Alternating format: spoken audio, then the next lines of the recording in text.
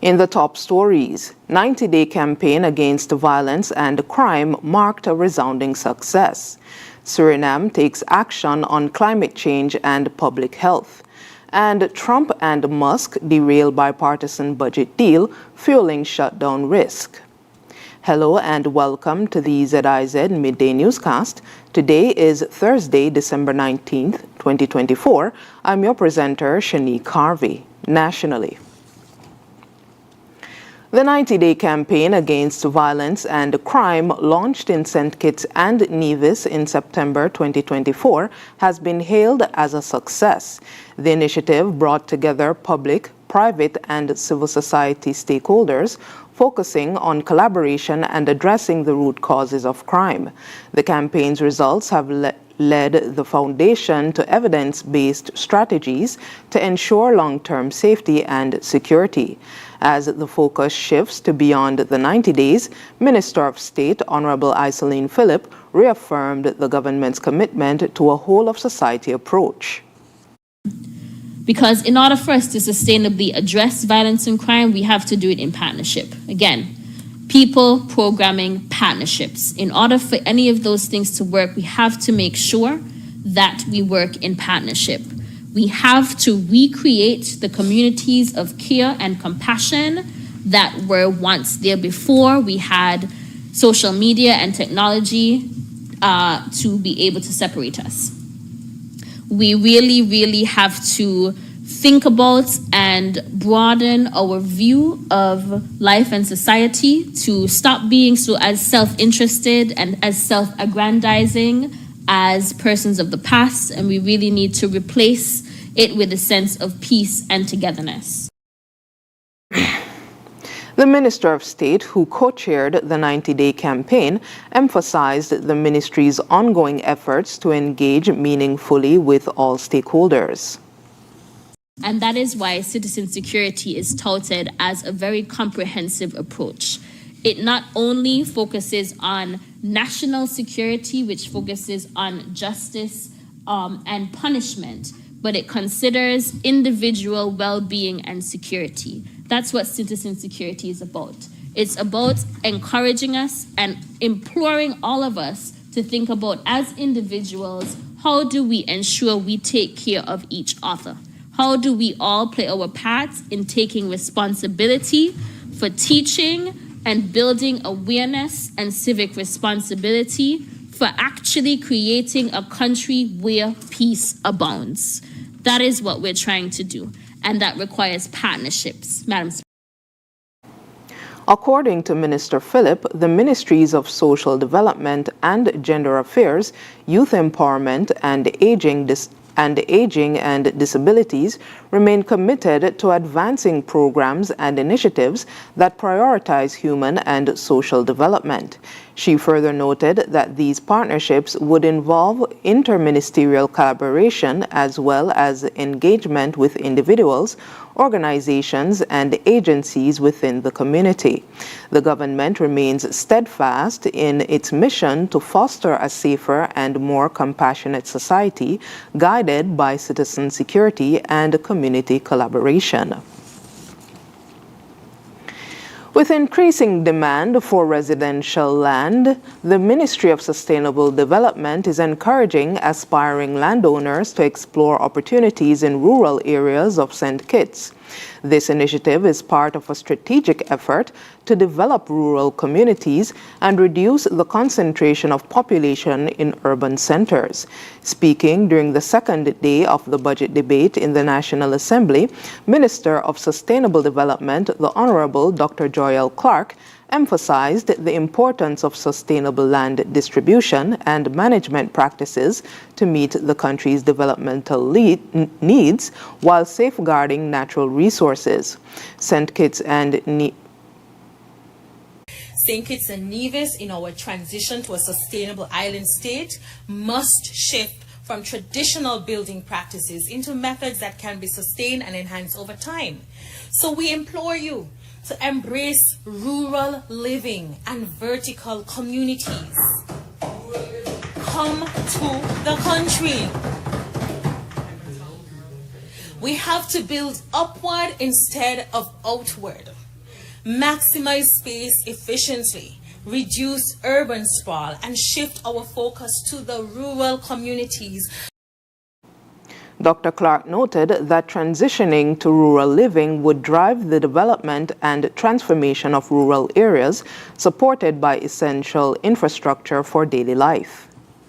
We appreciate that a move to rural living requires that our government provides drivable roads. Thank you, Minister of Utilities. We have it. Be very careful. Reliable infrastructure, utilities, and telecoms, right? And we understand that no one wants to be in a community that doesn't have a corner shop, an ATM, or a supermarket. And that's why we're working with our partners to encourage decentralized development in the rural areas. The minister highlighted that rural land is traditionally more affordable, making it a viable option for potential landowners. Dr. Clark also invited the business community to explore opportunities in commercial and industrial zones located in rural areas, emphasizing their equal presence compared to urban zones in Basseterre. If you didn't know, we have the same amount of commercial and industrial zones in the countryside that are here in Basseterre. Develop and grow rural communities. The Ministry of Sustainable Development remains committed to fostering growth across the island while promoting sustainable practices to secure the nation's future. The Nevis Island Administration, or NIA, through its Ministry of Agriculture, has achieved significant growth in food production in 2024, advancing its commitment to food security and sovereignty. Deputy Premier and Minister of Agriculture, the Honorable Eric Evelyn, highlighted these achievements during the 2024 budget debate on December 5th. Noting the administration's focus on empowering farmers and fishers. Watermelon production increased by 92.5%, rising from 73,031 pounds to 140,610 pounds, while watermelon imports fell by 112.7%. Banana and plantain production also grew significantly, reducing reliance on imports. Nevis continues to lead the region in shade house technology, with 24 operational facilities contributing 50% of short-term crop production. Honorable Evelyn said, quote, "The kind of shade house technology and production that we are witnessing on the island of Nevis surpasses all shade house technology and production in the sub-region," end quote.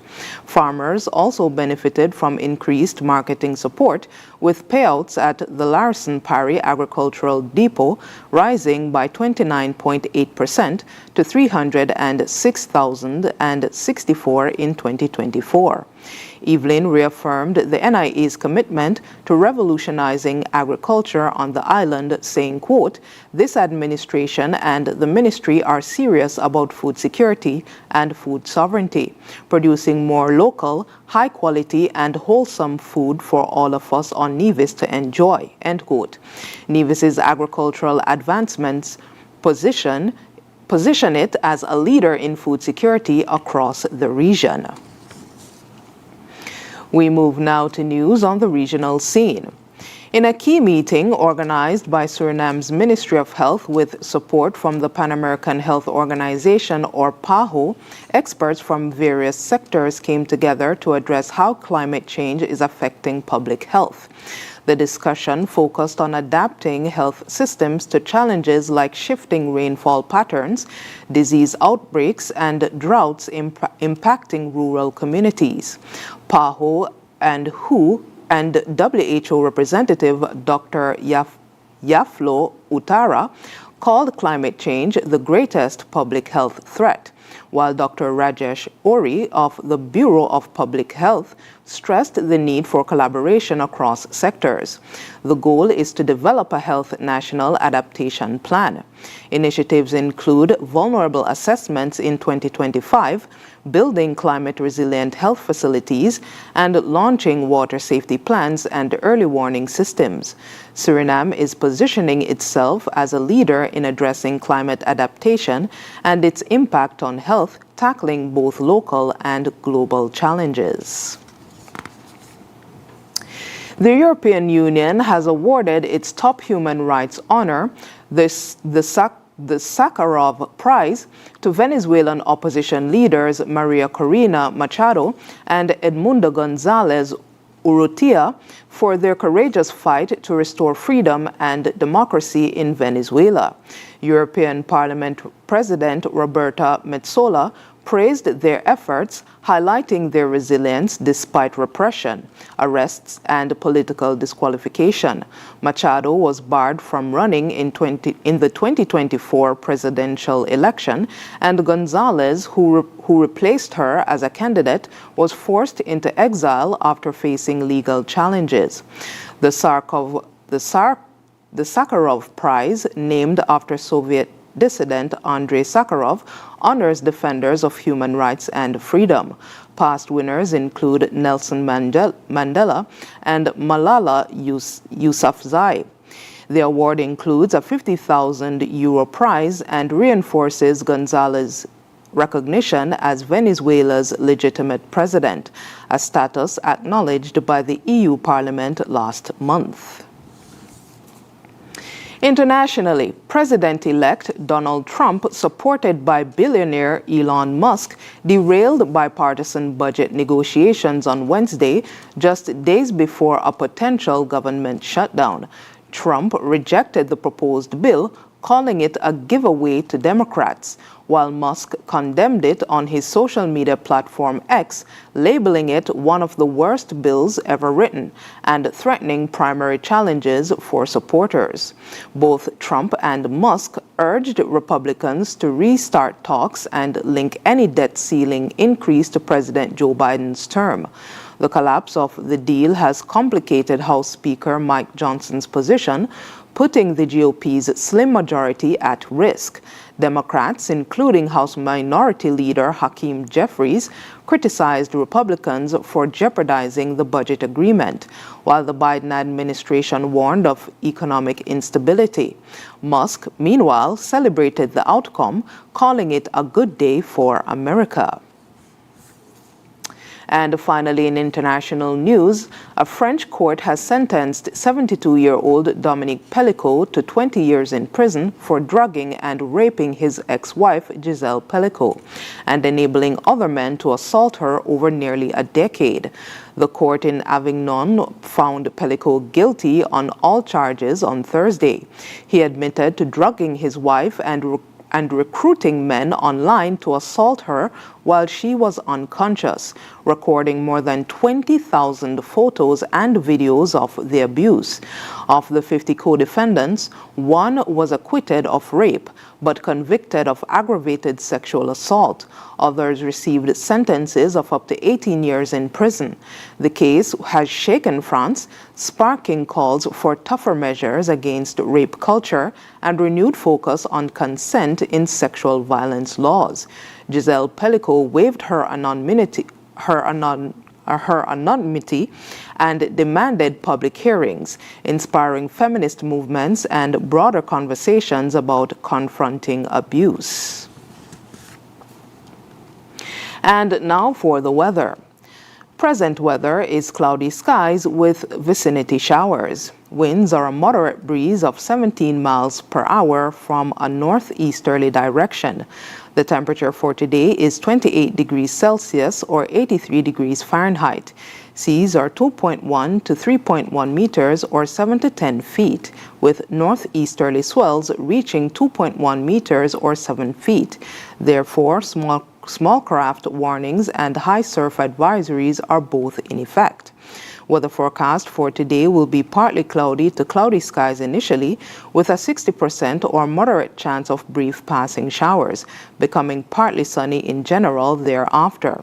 For tonight, the weather forecast predicts fair to partly cloudy skies and cool conditions, with a 40% or moderate chance of brief passing overnight shower. Sunset for today will be at 5:42 p.m. and sunrise for tomorrow will be at 6:35 a.m. And that brings us to the end of the ZIZ Midday Newscast. Join us this evening for these stories and more in detail. Thank you for tuning in. I'm your presenter, Shanique Harvey.